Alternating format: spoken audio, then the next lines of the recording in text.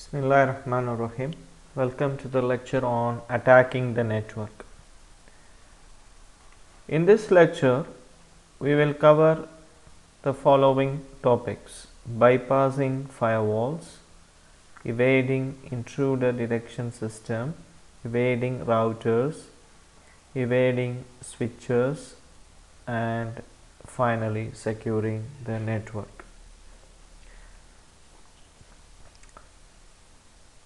Introduction. Network administrators have to be concerned with a lot more than protecting their servers. They also need to put safeguards in place to protect a number of networked devices, including firewalls, intrusion detection system, routers and switches. So in any organization, the ICT infrastructure involves firewalls, intrusion detection system, switches, routers, PCs, okay, and many other devices. And these devices like firewall or intrusion detection system, routers and switches, they play a very important role. So they ensure the packets move from one network to another network. They do packet analysis, packet filtering, and they play a very important role in the protection of the ICT infrastructure. So the firewall is a security buffer between two or more networks. So firewall basically connects different networks. Firewalls provides security by filtering unused ports and opening ports to allowed hosts. So basically it is allowed to filter the traffic between two different networks. And the firewalls can be classified into, of course already you might be knowing this, stateful firewall and stateless firewall.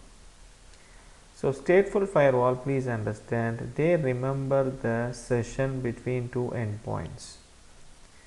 So when a TCP IP connection is established, the stateful firewalls, they remember the session between two endpoints. However, whereas stateless firewalls, they treat each and every packet individually. They don't remember the session.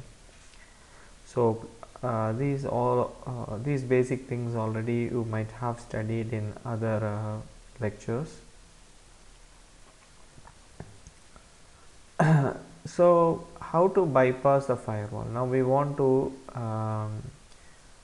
in the scanning process of ethical hacking or penetration testing, studying the behavior of a firewall is very important. Okay, so the important two techniques what we are going to discuss are ACK scan and firewalking.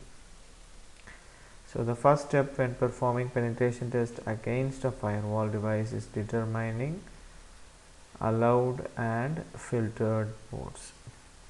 After that you can begin to attempt to attack unfiltered ports. So basically in a system the ports can be open or closed, and also when a firewall comes into place, the firewall can filter the ports. So when some ports are filtered, when traffic passes through the firewall, and the firewall in the firewall, when a security configuration is made such that the ports are filtered, the firewall will not give any response to any probe which is initiated using any scanning tool. So the ports can be filtered, okay, by the firewall, or it can be unfiltered. So now we want to know, okay, which ports are filtered, which ports are unfiltered. Then we have to use some scanning tools like ACK scan or firewall king. This is the basic information which already we have covered. You might have studied in many basic courses. Okay, so this is that three-way handshake, TCP three-way handshake. So when a client wants to initiate a connection, it would send a packet to the other endpoint, in which the SYN flag of the TCP layer would be set, and in return the other system would reply a packet with SYN flag and ACK flag set to the sender, and then finally the sender would send a packet in which the TCP header the ACK flag is set. So when this communication is successful, then TCP IP connection is established between two endpoints. Suppose if the sender client is sending a connection request and the server deny the connection, then it would return the a packet in which in the TCP header RST flag would be set, reset flag would be set. This is unsuccessful connection request. Now let me show you a simple example ACK scan, how it can be done using Nmap and what outcome we are getting. So I have two systems.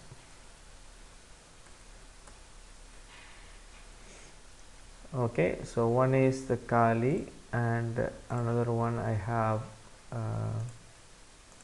XP.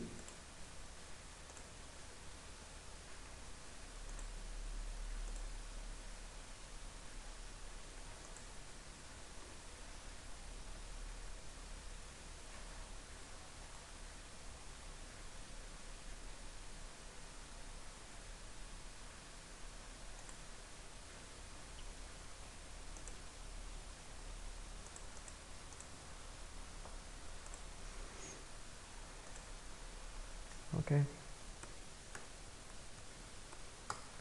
this is the IP address of this XP system.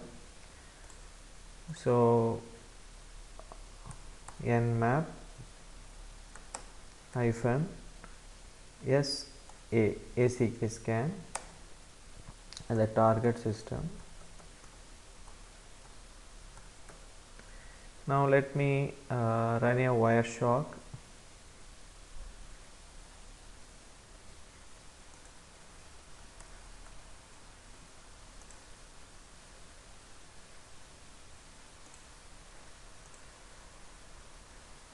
Okay, so before that, just a minute.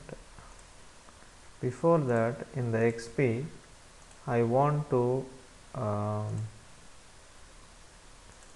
switch off the firewall. Now the firewall is off.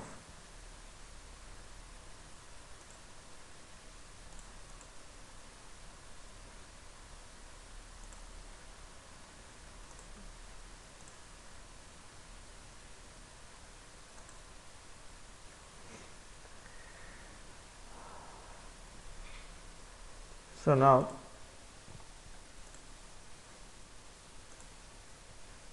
let me probe the XP machine using the ACK scan using the Nmap tool. It says that all the 1000 ports are unfiltered. Okay, so now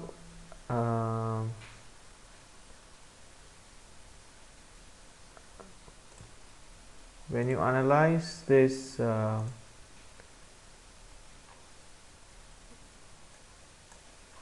When you analyze this packet captured using the Wireshark,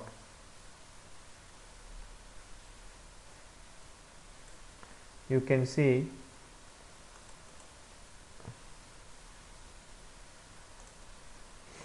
this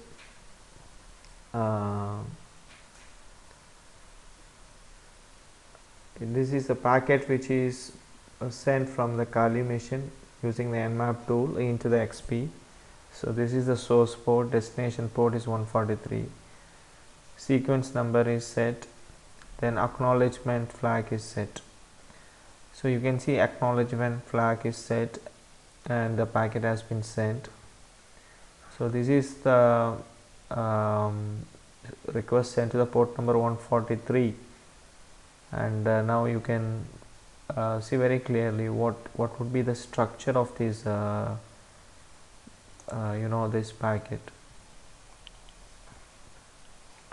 And let us see the reply actually. So this is the 143, so now this is the reply which is coming from 143. Excuse me. And you can see here RST flag, reset flag. So basically the system is sending a reset. It's sending a packet reply in which the TCP header, the reset flag is set. Okay, and the important thing what you have to notice is the firewall is off. The firewall is off here. Okay, so firewall is off, and when the firewall is off, you can see this is the request sent where the ACK flag is set.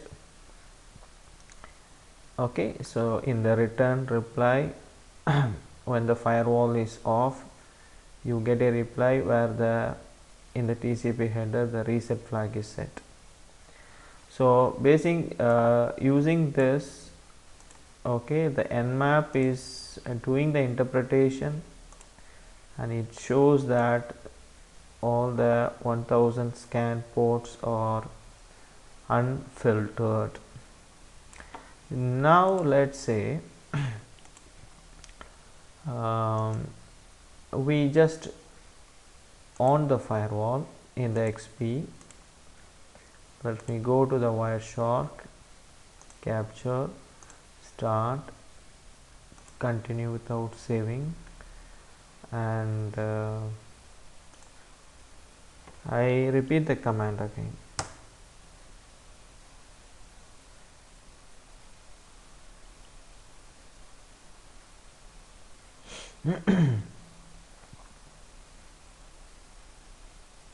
So in the XP machine the firewall is on, and Kali is probing the XP using the Nmap tool. Now it says all the 1000 ports are filtered. Earlier we got the message that unfiltered. Now it says filtered. Okay, and remember earlier in the XP machine the firewall was off. Now the firewall on. And just go to this Wireshark. This is very important.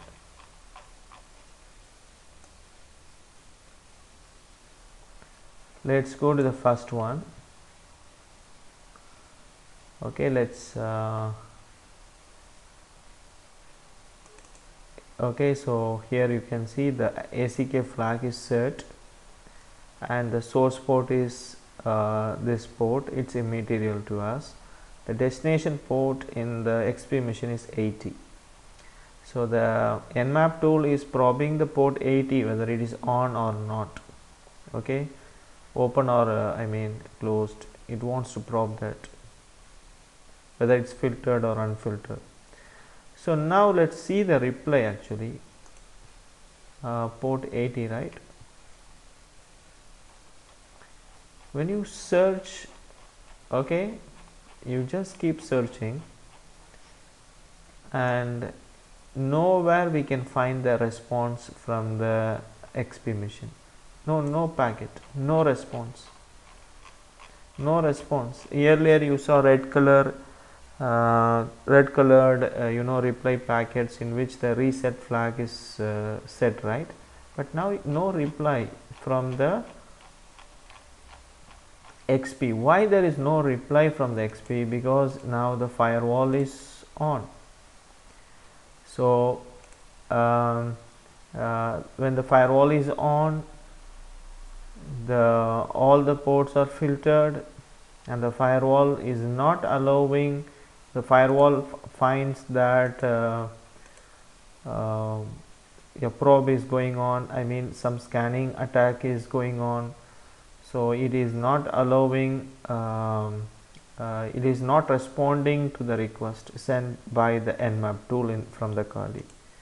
So from this behavior, the Nmap understand that all the ports which it probed, all the ports are, I mean, here filtered.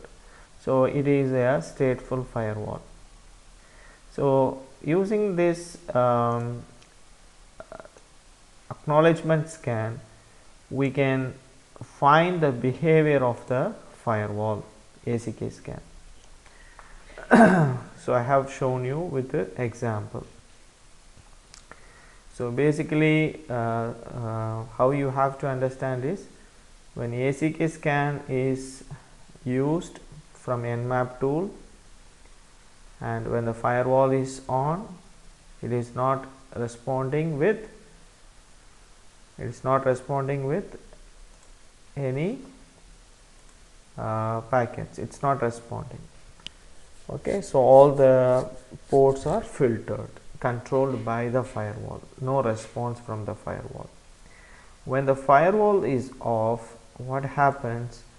We get a response that in the TCP header reset flag is set. We get a response from the target machine with the reset flag set. But if the firewall is on, no response. So from this we can understand the behavior of the firewall, as well as we can understand which services are running in the target system. Clear? Next one, we will discuss about the firewalking.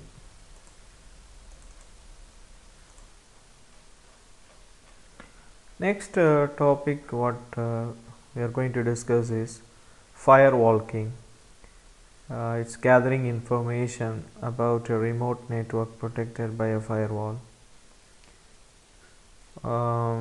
So the important thing is about the firewall is, it is used to determine the hosts present inside the perimeter of the protected network, and another thing is to determine the list of ports accessible via a firewall. So these two things can be probed using this firewalking technique. Okay, let me show with the example also. Before that, let's discuss the basic theory concepts. So here actually using the tool example, we can use Nmap also for the firewalking purpose. A packet is forwarded to the destination. In the packet, the TTL value is assigned 1 greater than the gateway router. Okay, now let's say we are going to probe a firewall.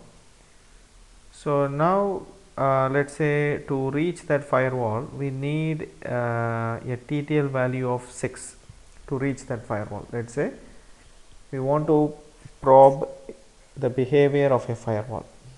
Okay, from our system to reach that particular firewall, we need let's say a packet with a TTL value of 6. Now what we do in this technique is, we send a packet with a TTL value more than what it is required to reach that firewall. So just now I said a TTL value of 6 is needed to reach the firewall. So this packet would be sent with a TTL value of 7 so that it crosses the firewall.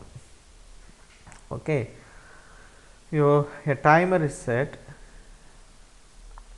So if we get a response before the timer expires, the port is open. If we don't, the port is probably closed. Firewalking depends on your firewall generating ICMP error, TTL expired error. As a packet goes through the firewall decrements the packet TTL value by 1. See, just now I said that we have to send a packet, okay, with a TTL value of more than what it is required to reach the firewall. So when the packet reaches the firewall, the TTL value would be decremented by 1. So when the TTL value reaches 0, okay, what happens? ICMP expired message is returned to the sender. So if the port is being filtered, you receive no response in the firewall. No, if the particular port is filtered, then you will not get any response through the firewall. Okay, so if a port is unfiltered, the firewall decrements the TTL by 1.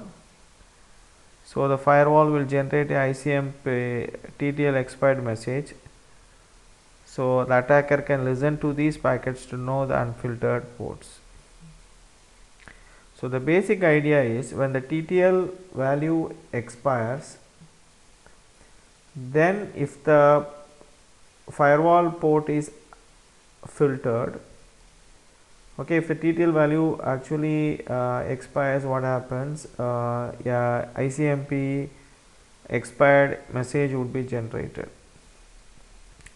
If the port is filtered, this message will not come back to the sender, the attacker.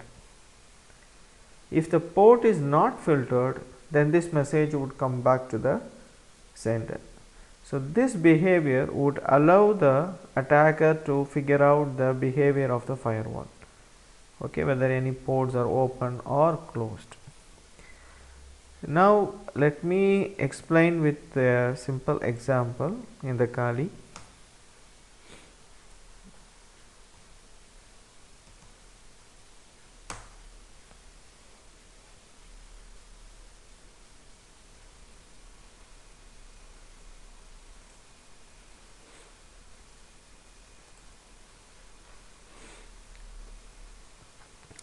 So basically, let me give some additional information. So the firewalk basically is to discover firewall rules using packet TTL expiration technique. To determine the rule on a given gateway, the scanner, the attacker, sends a packet with a TTL value 1 higher than the gateway. So whatever TTL value required, more than that, one value would be fixed and it would be sent to the gateway. If the probe is forwarded by the gateway, then we can expect to receive an ICMP time exceeded reply from the gateway. So if the firewall is not filtered, then the packet would cross the firewall and it would go into the protected network. So when it goes to the protected network, the TTL value would expire. So when the TTL value decrements to 0, it would generate a ICMP time exceeded error and the reply would come back to the sender.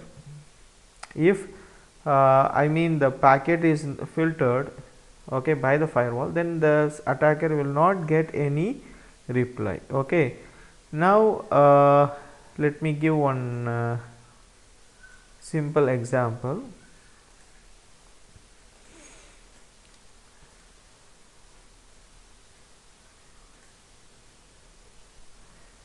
So this is a firewalk command. So we are going to firewalk. Actually, I don't have the topology. We can design using the virtual machine topology such that the packet crosses the firewall and it goes into the protected network. But now let's use this command to directly check the behavior of the XP machine, in which let me check, there is no firewall. Let me off the firewall.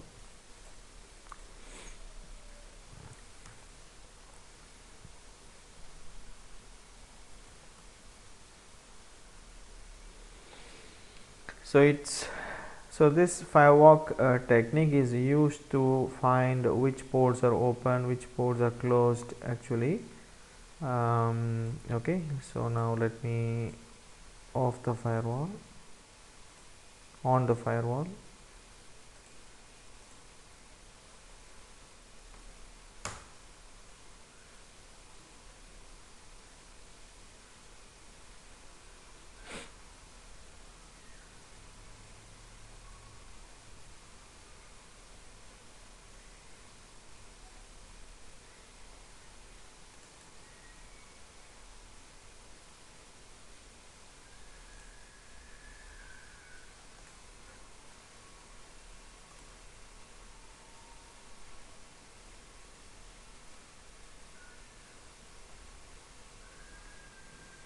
It's even giving the hop count. Okay, so this is the report inference when the firewall is on, and this is the inference from the firewalking technique of Nmap tool when the firewall is off. Okay, so basically this is how the firewalking technique functions. So basically it relies on this message ICMPL TTL expired message.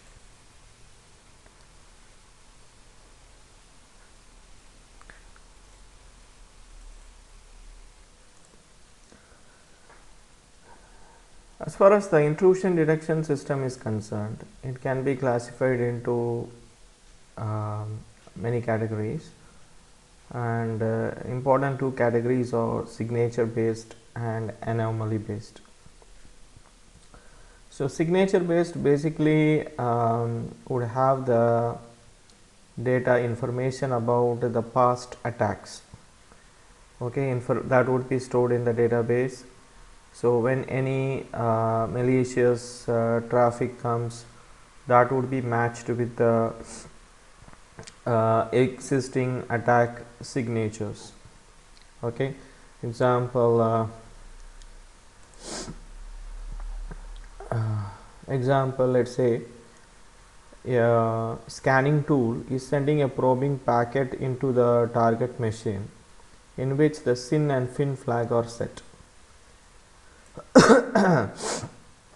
SYN flag is basically to initiate the connection, FIN flag is to terminate the connection. So when both SYN and FIN flags are set, okay, it would indicate it's a malicious activity, and earlier this such kind of attacks with this signature would have happened. So this information would be stored in the system. So when any new packet comes with in which the SYN and FIN flag are set, when this particular signature of this packet is compared with the existing attack signature, it would be confirmed that this particular packet is a malicious one. So that is called signature based intrusion detection system. Another one is anomaly based one. It would detect normal behavior, okay, and it would basically in this type of intrusion detection, a normal behavior is defined. So when any traffic, network traffic, which deviates from the normal behavior occurs, then it would be considered as an intrusion. Okay, example, in normal bandwidth consumption, okay, average consumption, frequency of login attempt, frequency of TCP/IP connection request. So there is a normal behavior already defined. When something abnormal happens which deviates much from the normal behavior, then it would be considered as anomaly based. Signature based intrusion detection devices are easier to circumvent than anomaly based ones. because signature based ideas depends on signature. For example, it's like basically the signature based intrusion detection system, they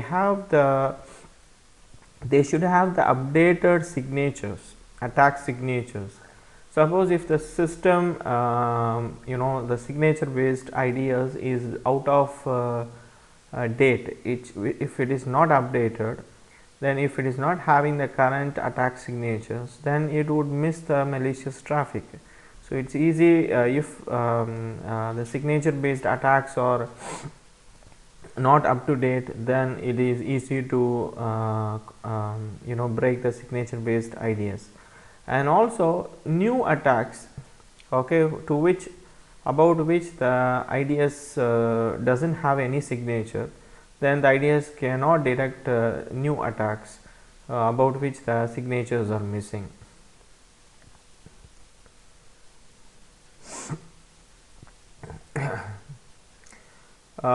Evading, how the attack is basically evade the intrusion detection system.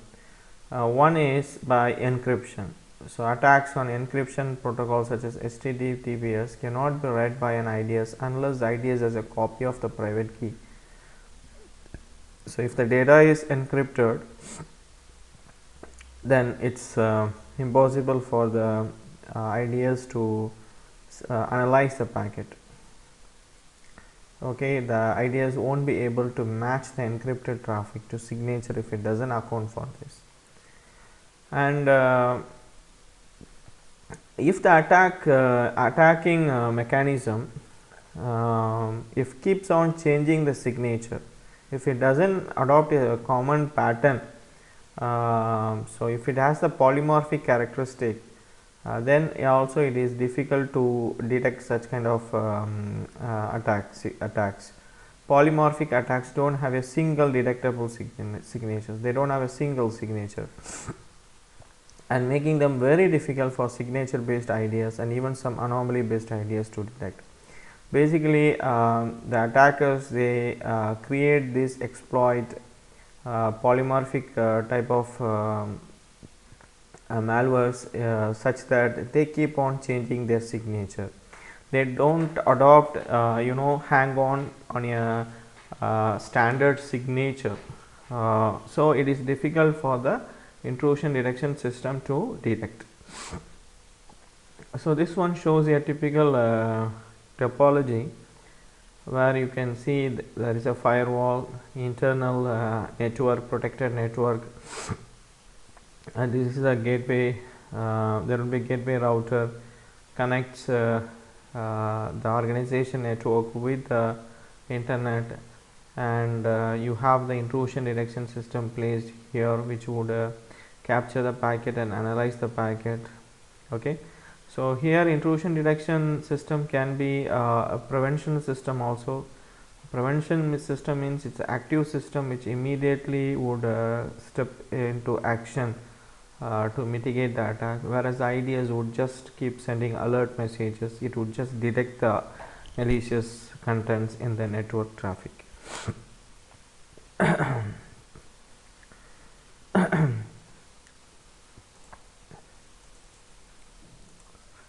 Evading the routers. Firewalls and IDS devices are not the only devices on your network that you should be testing. You should also test routers, for without them all your communication between your network is lost.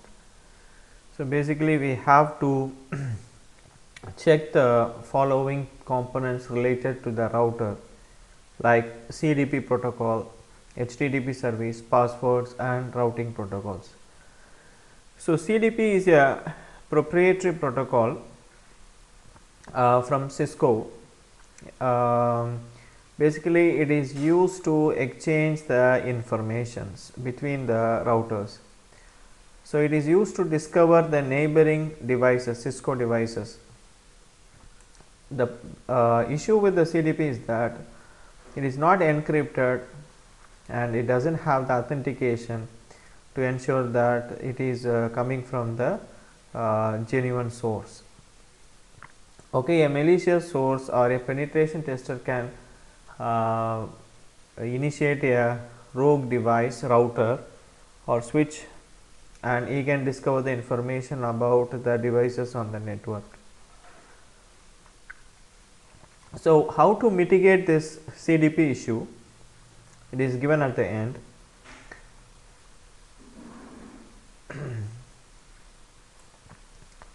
So, if not necessary, okay, the CDP can be safely disabled in the routers. So, if you are using it internally, then at the minimum you should disable on the outbound interface. If you don't require it internally, then you should disable it globally.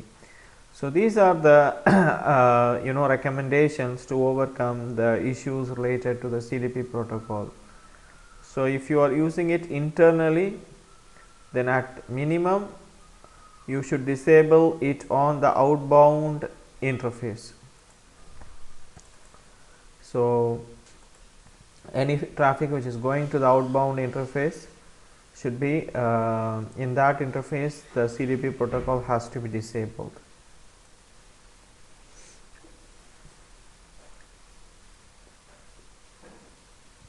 Next one is HTTP service.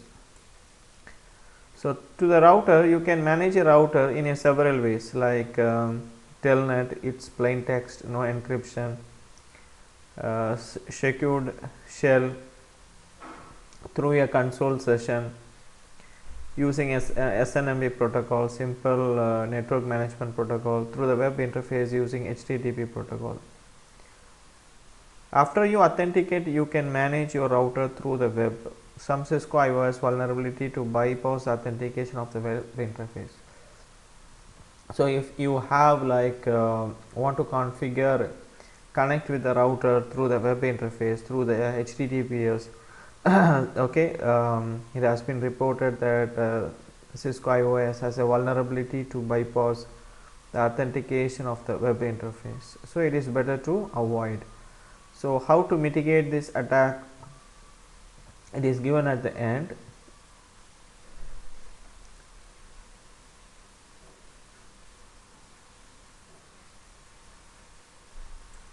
You should avoid using HTTP service to manage your router because of the inherent security risk with it. You should be command line interface, use command line interface. So, basically it is recommended to avoid this way of connecting to the router through the HTTPS service. And also, if you are using this service, you have to ensure that your credentials are secured, kept secured, passwords are complex, passwords are frequently changed. So, all these things you have to ensure.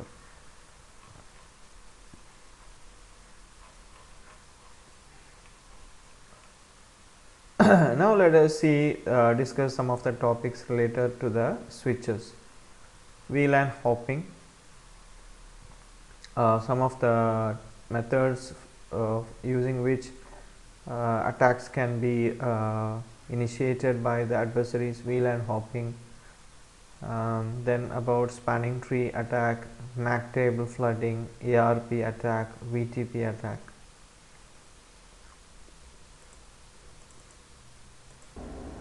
Okay, now let us discuss about the spanning tree attack.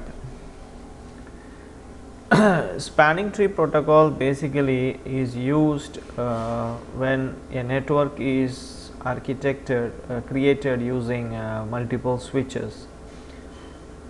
Now, you see there are three switches A, B and C, and now let us assume switch B is sending forwarding the frames to A and to C, and whatever the frame that A has received from the B, it is once again forwarding back to the C. See, the B is sending to A. Now, A, what it does, it forwards that back to C, then C would forward back to the B. Okay, so it would create a broadcast storm inside this network. You can see this.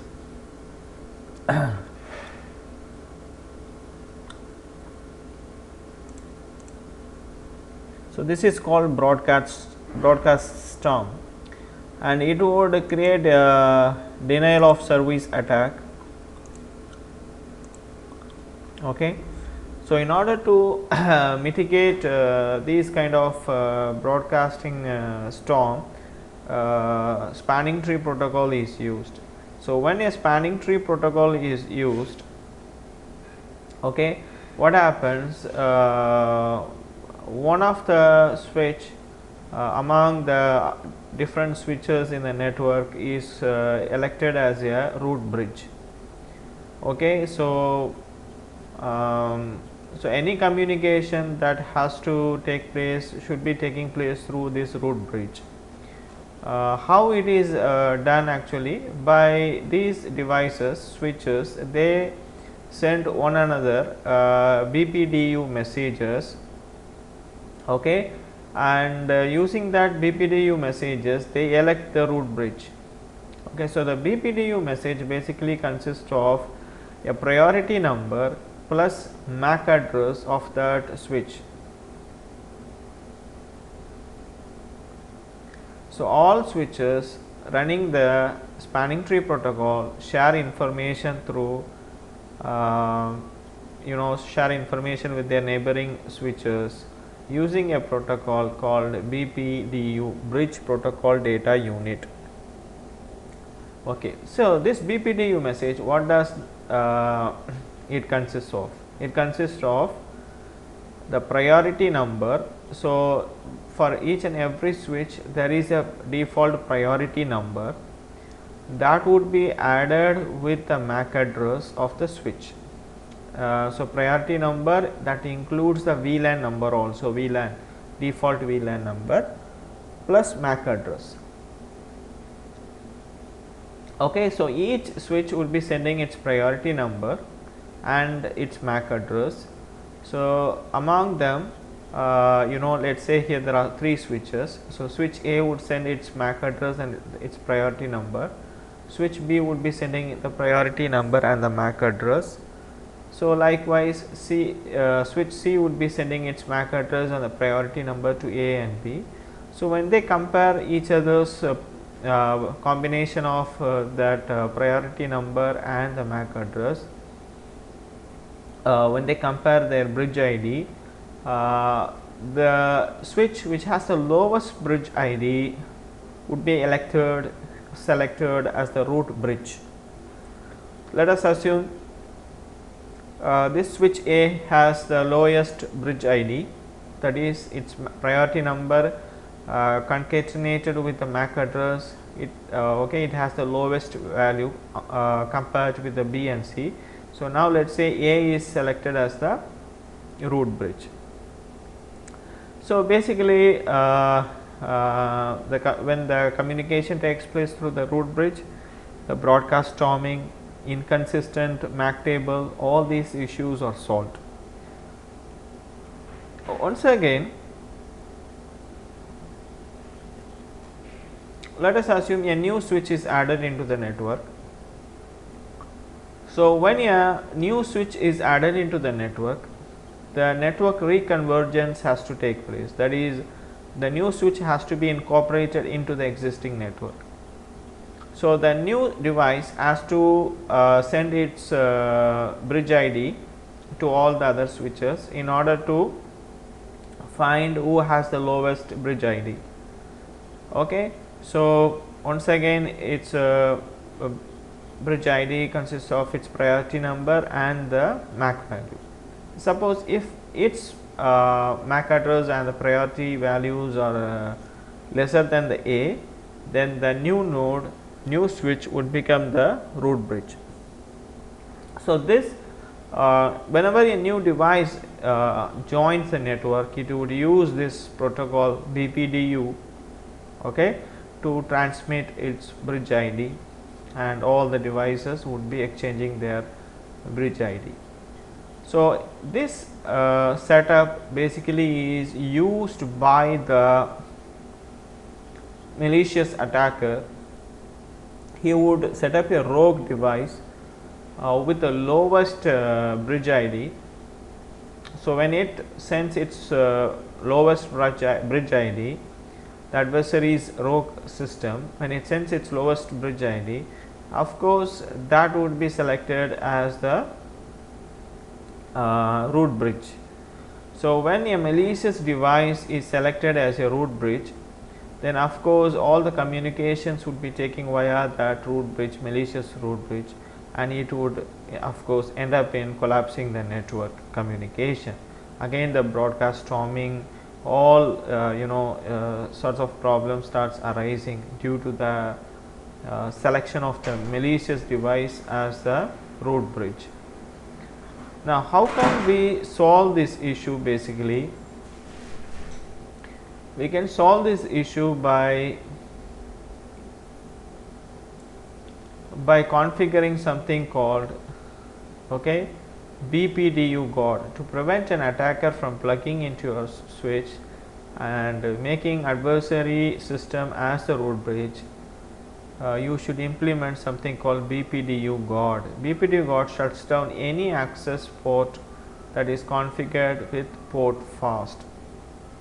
So basically in the switches, the ports will be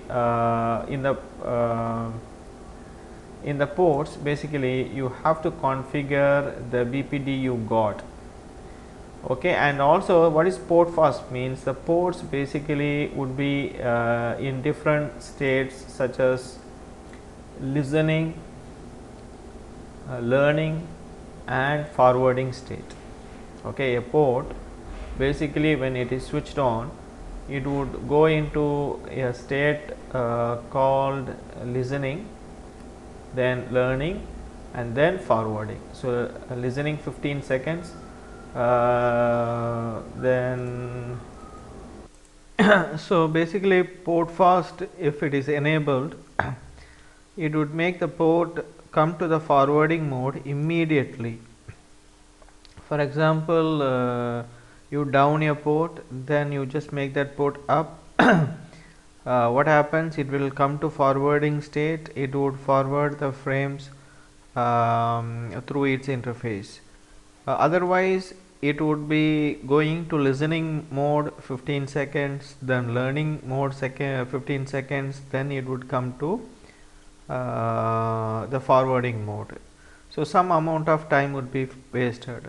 So in order to mitigate the spanning tree attack, basically we have to configure the BPDU guard so that the malicious node doesn't become a root bridge, because this malicious adversary would send the BPDU using the BPDU protocol. It would send the request and it would make its bridge ID as the lowest, so that it is elected as the root bridge. So in order to prevent from this, we have to configure the BPDU guard.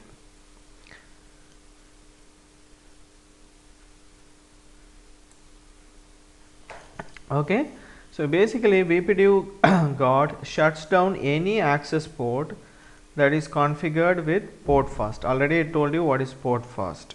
Okay, it would make the port come to forwarding mode immediately. Okay, and so BPDU guard basically if any access port, if it is a port, if it is in port fast mode, then if it is configured with BPDU guard, then it would mitigate the spanning tree attack. So this is what I want to tell about the spanning tree attack. So basically spanning tree helps us to avoid the flooding inside the network. Okay, so in order to avoid the flooding, basically spanning tree is used. However, so this can be misused by the adversaries. So in order to make the prevent the adversary becoming the root node, we have to configure BPDU guard. So this is what I want to tell about spanning tree attack. So now let us discuss about the MAC table flooding attack. The switches, they have a table called as MAC table. You can see here. For example, let's say there are three switches connected by a switch like this.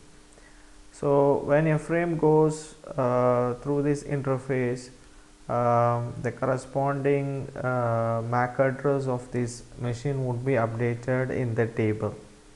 Okay, let's say MAC1 is a MAC address, let us assume. So that would be updated in the port 1 interface. Now whatever the MAC address of the PC2 would be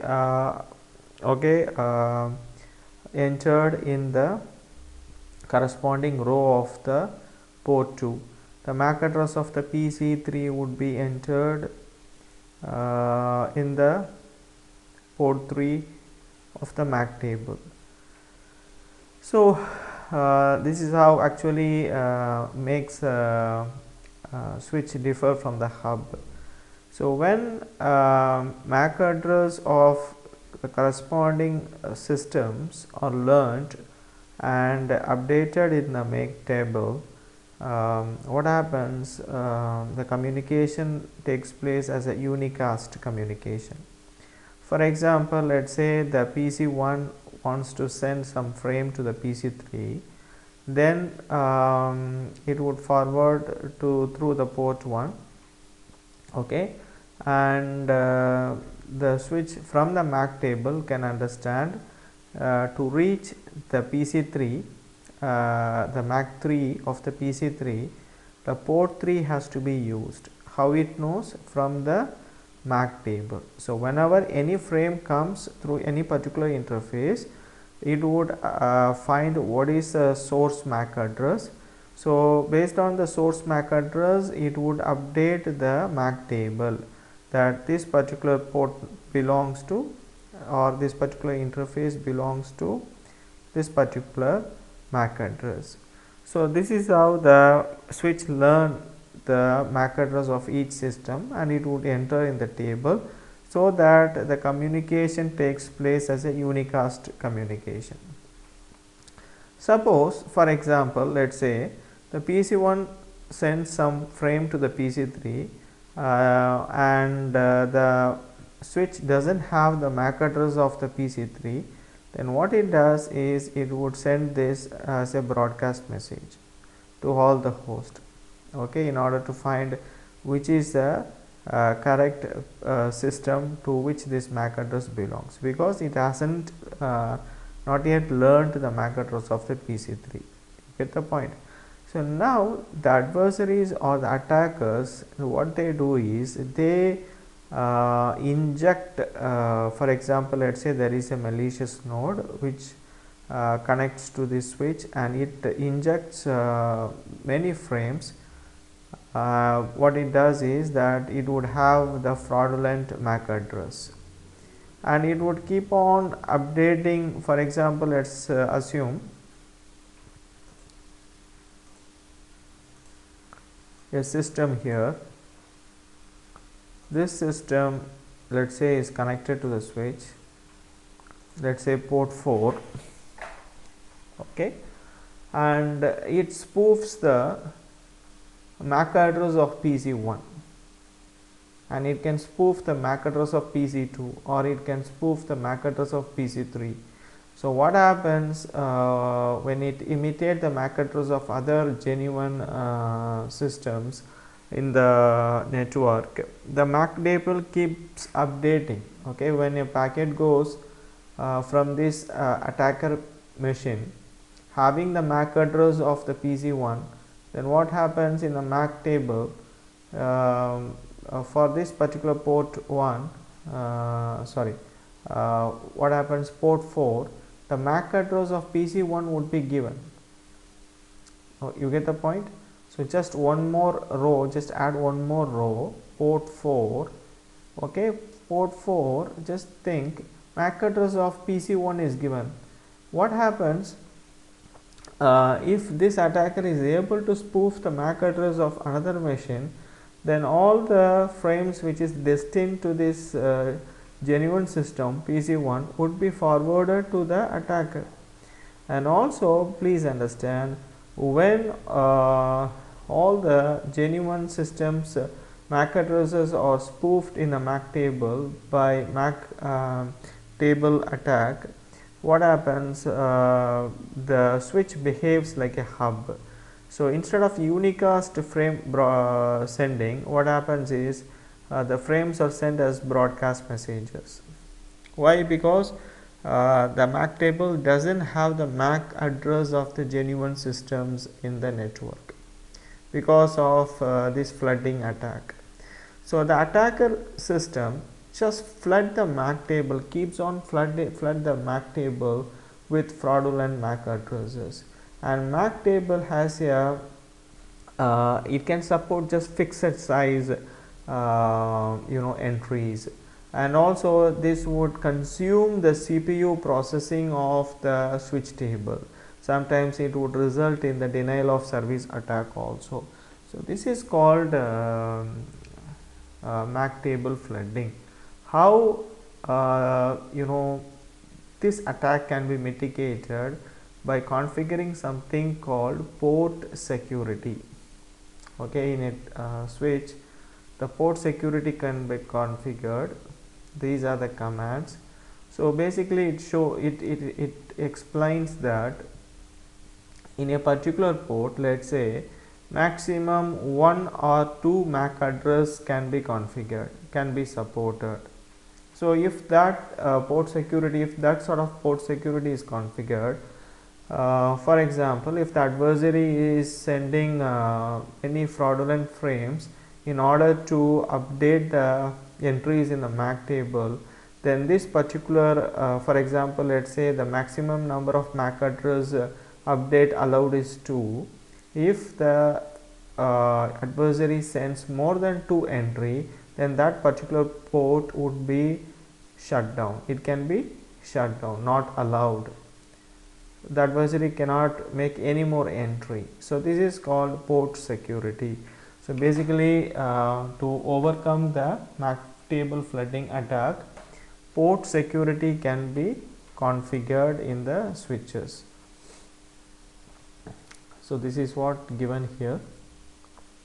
MAC table flooding can be stopped through port security. With port security, only defined MAC addresses are allowed to use the interface. Another thing is, we can configure what MAC addresses are allowed through this particular port. Okay, so this is called only defined MAC addresses are allowed to use the interface.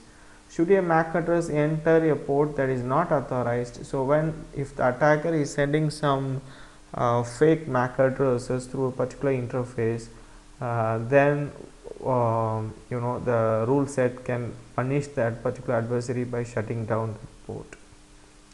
So this is how the MAC flooding attack can be mitigated. So MAC address flooding attack is a type of network attack where an attacker connected to a switch port floods the switch, okay, with some malicious program, floods the switch interface with very large number of frames with the different fake MAC addresses. So this would just keep updating the MAC address table with fake entries.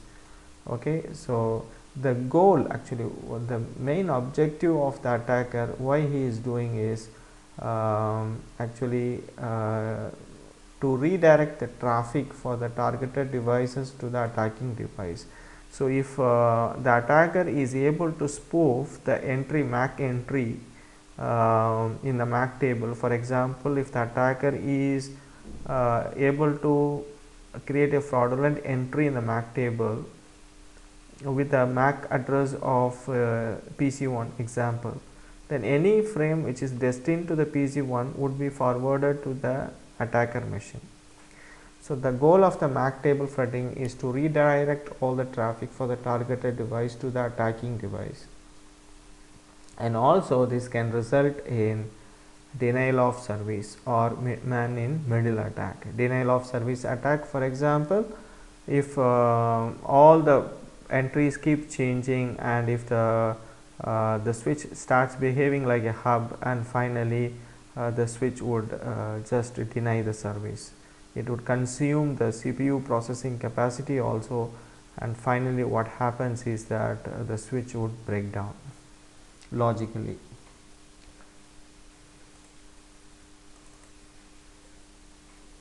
Next is VLAN hopping, virtual local area network, VLAN.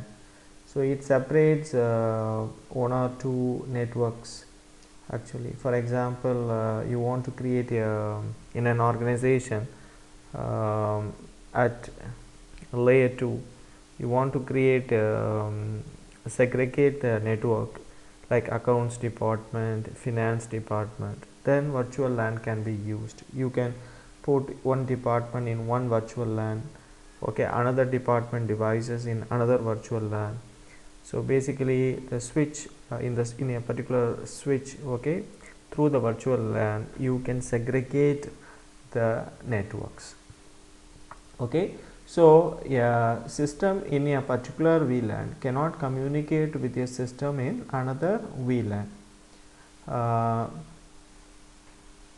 So the ports basically in any switch can be configured as a access port or as a trunk port.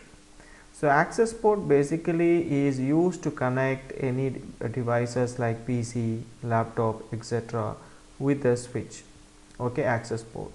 Now if we want to connect one or two switches, like two switches together here, then they can be connected using a port called trunk port, okay. So this basically there is a protocol called DTP, dynamic trunk protocol. So any device in order to establish the trunk connection with a switch, then that system can, like switches, can use the DTP protocol. DTP is used for negotiating a trunking on a link between two devices based on 802.1q standard, okay. So for example, the attacker using this DTP protocol can negotiate a trunk connection with the switch, and if the port in the switch is enabled for the DTP connection, dynamic this protocol DTP, dynamic trunk protocol, then the adversary can negotiate a trunk connection. So once the adversary with special software able to establish a trunk connection with the switch, then the traffic of all VLANs can be accessed by the adversary attacker. Suppose VLAN 20, VLAN 30 are here.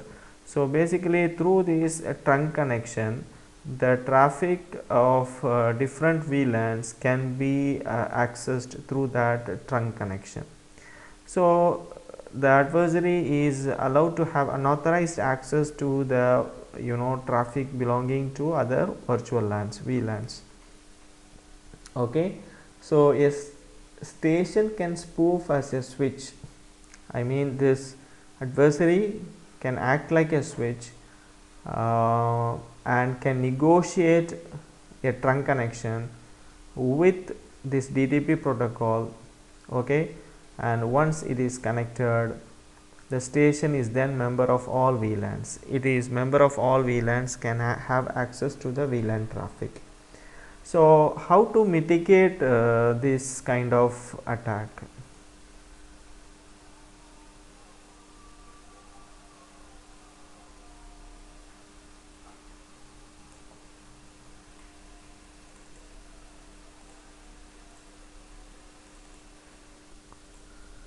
So basically, to mitigate against the VLAN hopping attack is disabling the trunk port option. So in a switch, the port can be either access mode or in trunk port mode. So when we do not want a particular port to behave as a trunk port, okay, then the port has to be disabled for the trunk port option. So we have to explicitly disable that option in the switch port. Why? Suppose if we leave, if we are not as a network administrator, if we are not disabling that port, trunk port option explicitly, then what happens? Whenever they receive the request, DTP request, dynamic trunking port frames request, they automatically become a trunk port. Okay, so this can be misused by the adversaries. They can, using the malicious softwares, they can initiate the DTP request with any switch, and they can create a trunk connection. So in order to avoid that, okay, we have to explicitly disable the port for the trunk option. So this is how we can mitigate against this VLAN hopping attack. And I think we have discussed all the concepts.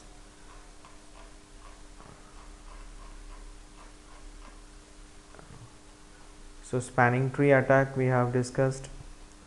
So what are the options to mitigate against a spanning tree attack we have seen.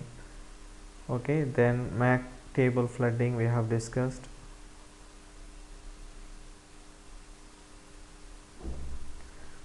Then one final thing, securing the firewall. The firewall should be configured to allow only a minimal number of ports necessary. So when we are deploying a firewall to protect the internal network, we have to enable only the ports which are essential. Otherwise other ports has to be closed or filtered. So next one is, if you need traffic from lower security level interface to higher level interface, you can create a access control list to allow the particular ports to be unfiltered. So what it means, you can see this in this organization network. Let's say this is an internal network with this subnet 172.16.0.0/24. So this is an internal network with highest level of security. So the security policy has given the score of 100. Okay, security level 100. And here the outside security, which connects the organization network with the internet, the security level is 0. And another zone of network in the organization is DMZ. So this is medium level security zone, security level. So it has the highest security level. It has the database systems, okay, email servers, etc. Here DMZ has the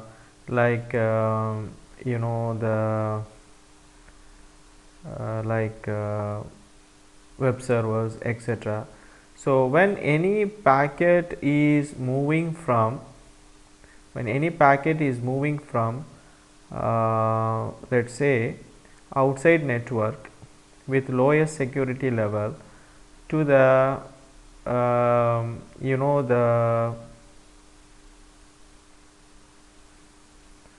to the network with higher security level, okay, basically the firewall would restrict that.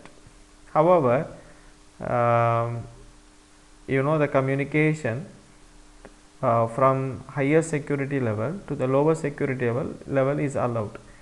But when you want to access the systems from the lowest security level zone to the highest security level zone, it is restricted by the firewall. However, if you want, a specific port can be opened in the firewall using ACL, access control list. This is what is explained here, ACL. If you need traffic from lower security level to highest to higher level interface, you can create a ACL to allow the particular port to be unfiltered. So already we have discussed how to secure the router, HTTP. Okay, then regarding router password, Basically when we want to connect to the router, never store or enable password in a clear text, and the authentication also can be done using Radius server. Okay, so Radius server is basically a server which performs authentication service. So it provides, it improves the security level during the authentication process. Then we have discussed how to mitigate the VLAN hopping, how to mitigate the spanning tree attack also we have seen, and also how to mitigate the MAC table flooding attack also we have seen. So with this lecture concludes. Thank you.